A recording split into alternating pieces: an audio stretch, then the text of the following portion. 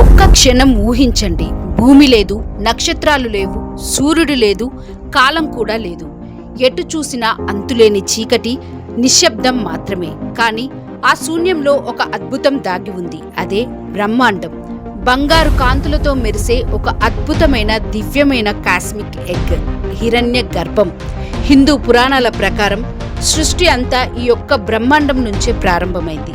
వేదాలు చెబుతున్న ప్రకారం సృష్టికి ముందు ప్రళయ జలాలు మాత్రమే ఉండేవి. ఆ అనంత జలాలపై మహావిష్ణువు యోగ నిద్రలో విశ్రాంతి తీసుకుంటూ ఉండేవాడు. ఆయన నాభి నుండి ఒక దివ్య కమలం వికసించింది. అయితే మరికొన్ని పురాణాల్లో మరో ఆశ్చర్యకరమైన కథ వినిపిస్తుంది.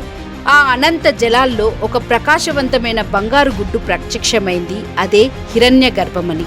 హిరణ్య అంటే బంగారం, గర్భం అంటే గర్భస్థానం లేదా మూలమని అర్థం. అంటే విశ్వమంతా దాగి ఉన్న బంగారు గర్భమని అర్థం.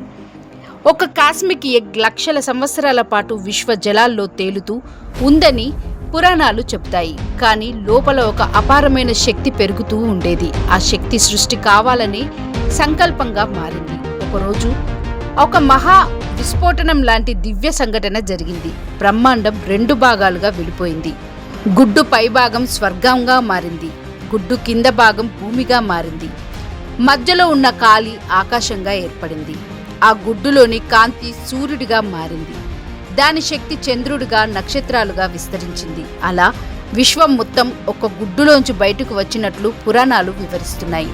హిరణ్య గర్భం మధ్యలో ఒక దివ్య పురుషుడు ప్రత్యక్షమయ్యాడు. ఆయనే బ్రహ్మదేవుడు.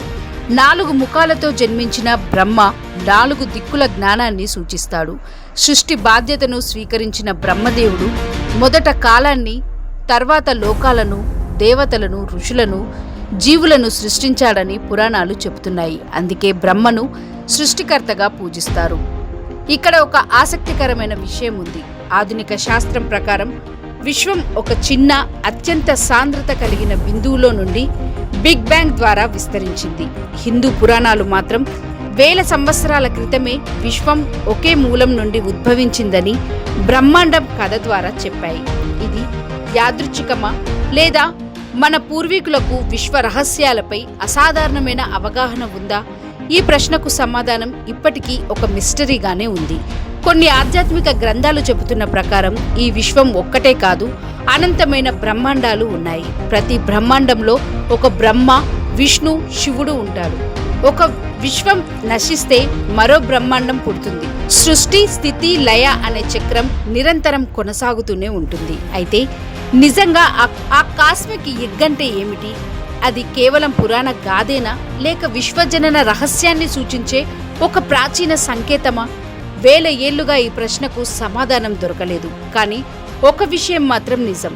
మన విశ్వం ఆరంభం గురించి హిందూ గ్రంథాలు చెప్పిన బ్రహ్మాండం కథ ప్రపంచంలోనే అత్యంత ఆశ్చర్యకరమైన మిస్టరీల్లో ఒకటి. బహుశా మనమంతా కూడా ఆ దివ్య బ్రహ్మాండం నుంచే పుట్టి ఉండవచ్చు.